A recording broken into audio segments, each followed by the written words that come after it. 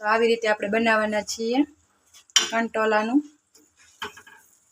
ગ્રેવીવાળું મસાલા ગ્રેવીવાળું શાક. જો તમને આ મારી રેસીપી ગમે તો આ મારી ચેનલને લાઇક શેર અને સબસ્ક્રાઈબ કરજો અને આ વિડીયો અંત સુધી શરૂથી જોજો તો તમારું પણ આવી રીતનું સરસ મસાલા ગ્રેવીવાળું શાક બનશે અને ખાવાની મજા જ આવશે, રોટલા હોય કે રોટલી. બનાવવાનું શરૂ કરીએ.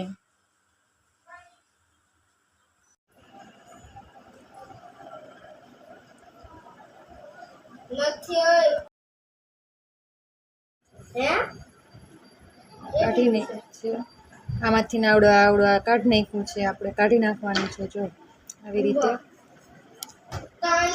રીતે પછી સુધારી નાખવાના છે, કટકા કરી લેવાના છે. આવી રીતે બધા જ આપણે છાલ ઉતારીને આવી રીતના કટકા કરી લઈશું. આ એક કાંદો લઈ લઈશું અને આ એક ટમેટું લઈ લઈશું અને એક આ મરચું લઈ લઈશું. બધું આપણે પીસી લઈશું, એની ગ્રેવી બનાવીશું. ટમેટું લઈ લઈશું ને એમાં અડધું કરીને હજી નાખી દઈશું. આ બધું આપણે પીસી લઈશું. તો એટલા મેં સિંગદાણા નાખ્યા છે, 1 ચપટી જેટલા. અને હવે 1 થી 2 ચપટી જેટલું આપણે એમાં ચવાણું નાખીશું. અને આમાં ચવાણું, ગાંઠિયા, મમરાનો ચેવડો કોઈ પણ વસ્તુ નાખીને એનો પાવડર કરી શકાય છે. આપણે આમાં ચવાણું નાખીને સિંગદાણા નાખીને એનો પાવડર કરી નાખીશું અને ખાંડી નાખીશું. અને જો તમારી પાસે લસણ હોય ને તો લસણની 4 થી 5 કળી લઈને ખાંડીને લાલ મરચું પાવડર ભેળવીને લાલ ચટણી બનાવીને નાખી શકાય. તો આવી રીતે આપણે પહેલાં ખાંડી નાખીશું. દાળને ટમેટાનું ગ્રેવી બનીને તૈયાર થઈ ગઈ છે. જો ચવાણું ને સિંગનો પાવડર થઈ ગયો છે, તો હવે આપણે એક વાટકીમાં લઈ લઈશું અને એમાં આપણે હવે બેઝિક મસાલા કરીશું.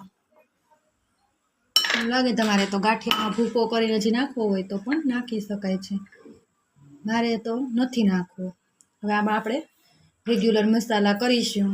મસાલા કરતા હોઈએ ને તે કરીશું. સૌથી પહેલાં આપણે